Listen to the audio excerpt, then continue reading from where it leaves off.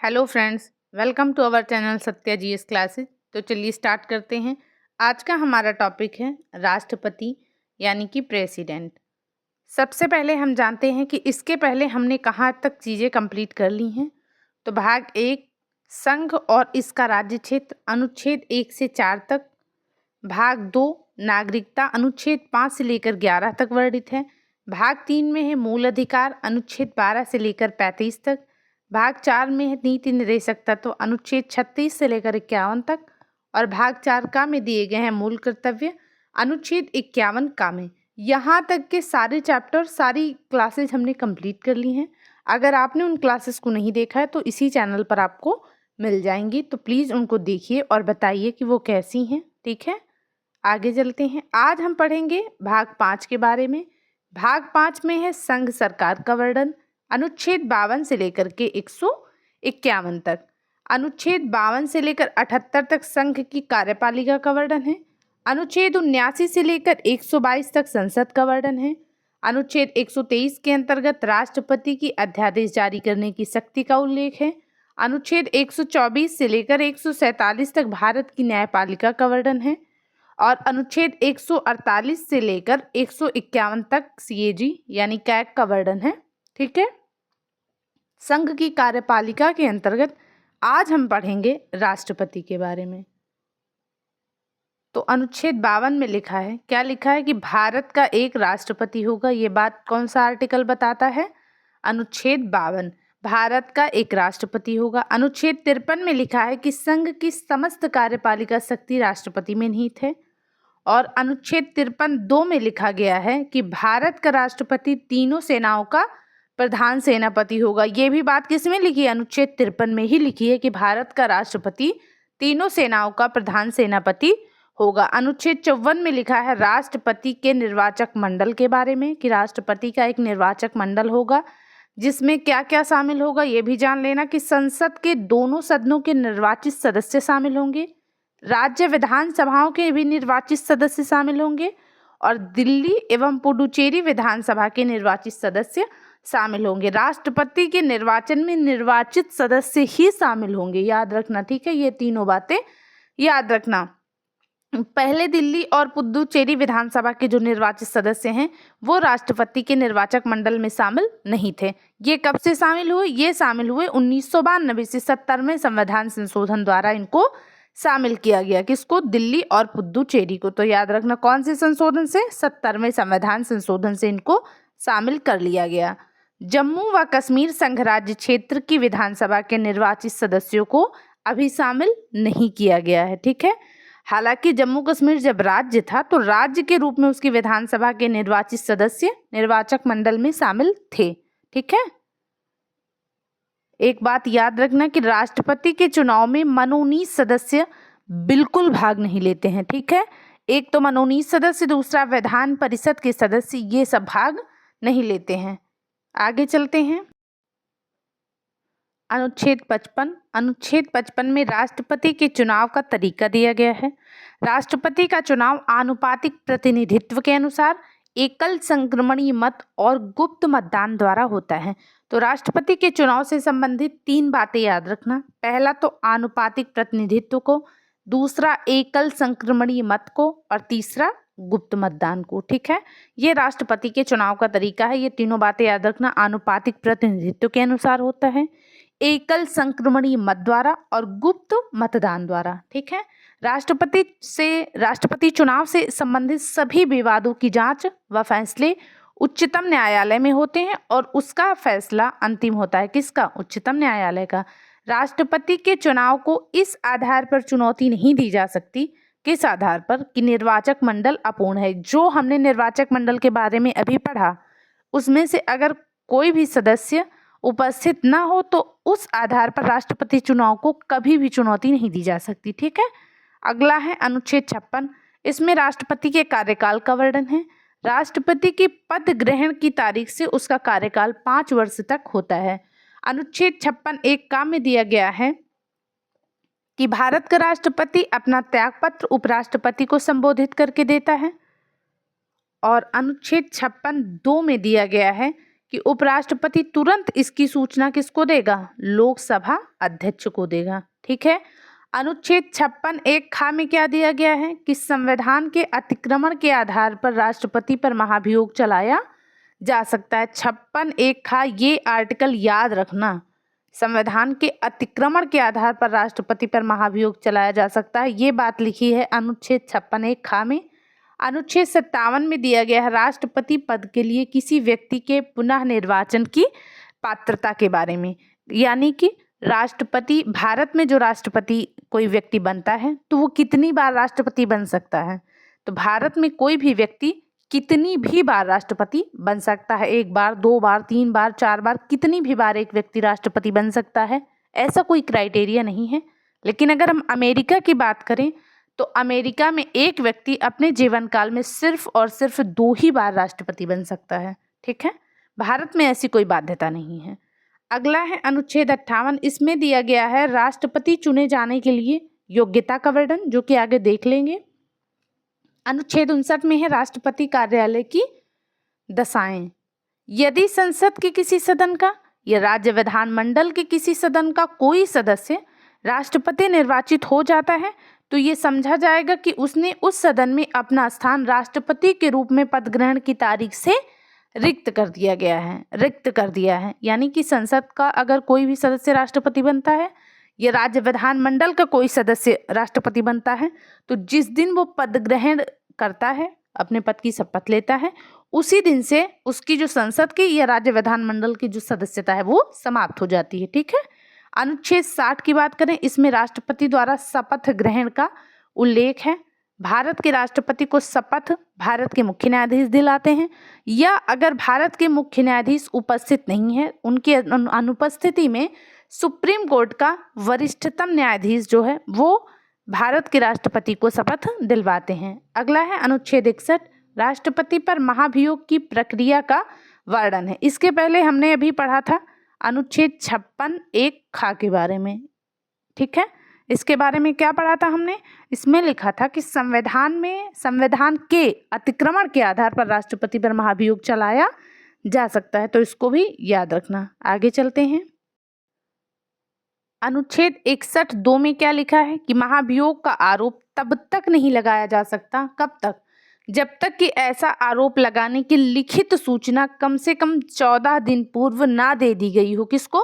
राष्ट्रपति को। ठीक है। इस प्रकार 14 दिन की अग्रिम सूचना के साथ ही संकल्प पर सदन की कुल सदस्य संख्या के कम से कम 1/4 सदस्यों के हस्ताक्षर भी होने चाहिए तथा उस सदन की कुल सदस्य संख्या के कम से कम 2/3 बहुमत द्वारा ऐसा संकल्प पारित होना चाहिए। ठीक है, ये याद रखना। अगला है अनुच्छेद 62। राष्ट्रपति पद की रिक्ति को पूरा करने के लिए चुनाव कराने का समय दिया गया है। किसमें? अनुच्छेद 62 में। और अनुच्छेद 62(2) में लिखा है कि राष्ट्रपति पद की रिक्ति राष्ट्रपति की मृत्यु से हो या पद त्याग से या पद से हटाए जाने के कारण यदि हुई है तो इसे भरने के लिए निर्वाचन पद रिक्ति की तारीख से 6 माह बीतने के पहले ही किया जाएगा, यानी 6 महीने के अंदर चुनाव करवा लिए जाएंगे। तथा इस अवधि में राष्ट्रपति पद का जो कार्यभार है वो उपराष्ट्रपति संभालेंगे।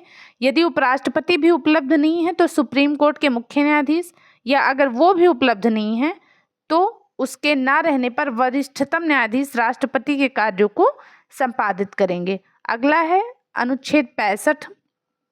उपराष्ट्रपति का राष्ट्रपति के रूप में कार्य करना, ये अनुच्छेद 65 में दिया गया है। अनुच्छेद 77 मोस्ट इम्पॉर्टेंट है। भारत सरकार के समस्त कार्यपालिका के जो कृत्य हैं, जो कार्य हैं, वो राष्ट्रपति के नाम से किए जाते हैं। अनुच्छेद 77 में ये बात लिखी हुई है। अनुच्छेद 78 में राष्ट्रपति को जानकारी देने के संबंध में प्रधानमंत्री के जो कर्तव्य हैं वो किस में हैं? अनुच्छेद 78 में क्या दिए गए हैं? प्रधानमंत्री के कर्तव्य दिए गए हैं। अगला है अनुच्छेद 86। संसद के सदनों में अभिभाषण का और उसको संदेश भेजने का जो राष्ट्रपति का अधिकार है वो किसमें है? अनुच्छेद 86 में दिया गया है। अगला है अनुच्छेद 87(1) के बारे में। राष्ट्रपति लोकसभा के लिए प्रत्येक आम चुनाव के बाद, पहली बात प्रथम सत्र के आरंभ में और प्रत्येक वर्ष के प्रथम सत्र के प्रारंभ में भी एक साथ संसद के दोनों सदनों में अभिभाषण करता है। ये बात लिखी है अनुच्छेद 87 में, ठीक है, कि राष्ट्रपति लोकसभा का जब प्रत्येक आम चुनाव होता है तो प्रत्येक आम चुनाव के बाद जो पहला सत्र होता है उसके आरंभ में और प्रत्येक वर्ष के भी पहले सत्र के प्रारंभ में एक साथ संसद के दोनों सदनों में अभिभाषण करता है। अनुच्छेद 108 में क्या लिखा है? अनुच्छेद 108 में लिखा है राष्ट्रपति कुछ दशाओं में संसद के दोनों सदनों का संयुक्त अधिवेशन बुला सकता है। अनुच्छेद 111 में क्या लिखा है कि राष्ट्रपति संसद के दोनों सदनों द्वारा पारित विधेयक पर स्वीकृति प्रदान करेगा या स्वीकृति रोक लेगा, यानी कि नहीं प्रदान करेगा, या विधेयक को पुनर्विचार हेतु सदन को लौटा सकेगा। 3 तरह के अधिकार राष्ट्रपति के पास होते हैं, ठीक है। अनुच्छेद 11 में यह बात लिखी है कि अगर संसद के दोनों सदनों द्वारा पारित कोई विधेयक राष्ट्रपति के पास आता है तो वो चाहे तो स्वीकृति दे दे, चाहे तो स्वीकृति रोक दे और चाहे तो विधेयक को पुनर्विचार हेतु सदन को लौटा दे। लेकिन यदि विधेयक सदनों द्वारा संशोधन सहित या बिना संशोधन के उसके बिना फिर से पारित कर दिया जाता है, ठीक है, और राष्ट्रपति के समक्ष पुनः प्रस्तुत किया जाता है तो राष्ट्रपति को उस पर अपनी स्वीकृति देनी ही होगी, उसके बाद वो स्वीकृति नहीं रोकेगा, ठीक है। राष्ट्रपति धन विधेयक को पुनर्विचार हेतु नहीं लौटा सकता, तो ये बात खूब अच्छे से याद रख लेना कि राष्ट्रपति धन विधेयक को पुनर्विचार हेतु नहीं लौटा सकता। क्यों नहीं लौटा सकता? क्योंकि धन विधेयक सदन में राष्ट्रपति की पूर्व अनुमति से ही प्रस्तुत किए जाते हैं, ठीक है। राष्ट्रपति की स्वीकृति के बाद ही कोई भी विधेयक कानून बनता है, तो ये पावर्स हैं राष्ट्रपति की। अनुच्छेद 123 क्या है? राष्ट्रपति को अध्यादेश जारी करने की शक्ति दी गई है, किसमें? अनुच्छेद 123 में। अनुच्छेद 72 में क्या है? अनुच्छेद 72 में राष्ट्रपति की क्षमादान की शक्तियों का उल्लेख है। अनुच्छेद 143 में क्या लिखा है? राष्ट्रपति को सुप्रीम कोर्ट से परामर्श का अधिकार दिया गया है। अनुच्छेद 143 के तहत राष्ट्रपति राष्ट्र का प्रतिनिधित्व करता है लेकिन राष्ट्र का नेतृत्व नहीं करता। ये लाइन याद रखना कि जो राष्ट्रपति है वो राष्ट्र का प्रतिनिधित्व करता है, ना कि नेतृत्व। और दूसरी बात है कि किसी भौगोलिक क्षेत्र को अनुसूचित क्षेत्र घोषित करने का जो अधिकार है, संवैधानिक अधिकार, वो किसके पास है? वो राष्ट्रपति के पास है। अब हम जानते हैं राष्ट्रपति निर्वाचित होने के लिए अर्हताएं कौन सी हैं। अर्हताएं मीन्स योग्यताएं। पहली बात, कोई भी व्यक्ति राष्ट्रपति बनने के लिए उसको भारत का नागरिक होना चाहिए। दूसरी बात, 35 वर्ष की आयु पूरी कर चुका हो। और तीसरी बात, लोकसभा सदस्य निर्वाचित होने की योग्यता हो। ये कुछ सामान्य योग्यताओं का वर्णन है। राष्ट्रपति चुनाव में नामांकन के लिए 50 प्रस्तावक व 50 अनुमोदक होने चाहिए तथा जमानत राशि के रूप में 15,000 रुपये जमा करना होता है। यदि उम्मीदवार कुल डाले गए मतों का 1/6 भाग प्राप्त करने में असमर्थ रहता है, नहीं प्राप्त कर पाता, तो जमानत राशि जब्त कर ली जाती है, ठीक है। अगला है 42वां संविधान संशोधन। ये क्यों इम्पोर्टेंट है? 42वें संविधान संशोधन अधिनियम 1976 के तहत राष्ट्रपति के निर्वाचन में जनगणना से तात्पर्य है 1971 की जनगणना द्वारा निर्धारित जनसंख्या। और 84वें संविधान संशोधन अधिनियम 2001 द्वारा इसे 2026 के पश्चात की पहली जनगणना के सुसंगत आंकड़े प्रकाशित होने तक के लिए निर्धारित किया गया है। यानी कि अब इसमें जब भी परिवर्तन होगा, ये जो दिया गया है कि राष्ट्रपति के निर्वाचन में जनसंख्या कब की है, 1971 की जनगणना द्वारा निर्धारित, इसमें जो परिवर्तन होगा ये 2026 के बाद ही होगा, ठीक है। वर्तमान में राष्ट्रपति का वेतन कितना है? तो राष्ट्रपति का वेतन वर्तमान में 5 लाख रुपए है। और राष्ट्रपति का वेतन कहाँ से दिया जाता है? तो भारत की संचित निधि से दिया जाता है। अब हम जानते हैं कौन कौन से राष्ट्रपति रहे हैं हमारे। तो भारत के पहले राष्ट्रपति रहे हैं डॉक्टर राजेंद्र प्रसाद जी, 1950 से लेकर 1952 तक। दूसरे हैं डॉक्टर सर्वपल्ली राधाकृष्णन, मई 1962 से लेकर मई 1967 तक रहे हैं राधाकृष्णन साहब। और तीसरे हैं डॉक्टर जाकिर हुसैन जी, मई 1967 से मई 1969 तक इनका टाइम पीरियड रहा।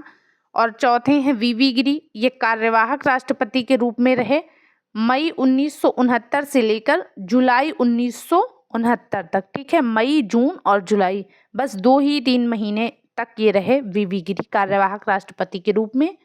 और अगले हैं न्यायमूर्ति मोहम्मद हिदायतुल्लाह, ये भी कार्यवाहक राष्ट्रपति के रूप में रहे। जुलाई 1969 से लेकर अगस्त 1969 तक ये रहे। ठीक है, जुलाई तक वीवी गिरी रहे 1969 में ही। इसके बाद फिर मोहम्मद हिदायतुल्लाह हो गए कार्यवाहक राष्ट्रपति के रूप में। इन्होंने कार्य किया 1969 में ही, जुलाई अगस्त में। इसके बाद फिर से वीवी गिरी राष्ट्रपति बनते हैं और ये 1969 से लेकर 1974 तक राष्ट्रपति पद पर कार्यरत रहते हैं। अगले हैं डॉक्टर फखरुद्दीन अली अहमद, 1974 से लेकर 1977 तक इनका टाइम पीरियड रहा। अगले हैं बीडी जत्ती और ये भी कार्यवाहक राष्ट्रपति के रूप में कार्य किए थे, फरवरी 1977 से जुलाई 1977 तक। अगले हैं नीलम संजीव रेड्डी, 1977 से लेकर के 1982 तक राष्ट्रपति के रूप में कार्य किए, नीलम संजीव रेड्डी। अगले हैं ज्ञानी जैल सिंह, 1982 से लेकर 1987 तक राष्ट्रपति रहे।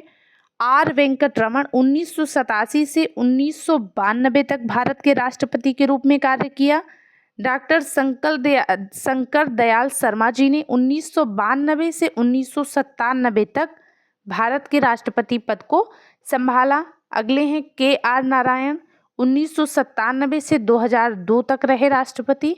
डॉक्टर एपीजे अब्दुल कलाम, 2002 से लेकर के 2002 से 2007 तक इनका समय रहा। ठीक है, के आर नारायण का रहा 1997 से 2002 तक। एपीजे अब्दुल कलाम का रहा 2002 से 2007 तक। प्रतिभा देवी सिंह पाटिल 2007 से 2012 तक भारत की राष्ट्रपति रहीं और ये भारत की पहली महिला राष्ट्रपति रहीं। फिर प्रणब मुखर्जी हैं, 2012 से लेकर के 2017 तक भारत के राष्ट्रपति के रूप में कार्य किया। अगले हैं रामनाथ कोविंद जी, भारत के राष्ट्रपति बने थे 2017 में और 2022 तक इन्होंने संभाला इस पद को। और अभी भारत की जो वर्तमान राष्ट्रपति हैं द्रौपदी मुर्मू जी हैं, 2022 से लेकर अब तक। आई होप आपको ये क्लास पसंद आएगी। अगर आती है तो प्लीज़ इसे लाइक और शेयर ज़रूर करें। अगर आपको कुछ कमी समझ आती है तो वो भी कमेंट सेक्शन में ज़रूर बताएं। Thank you so much.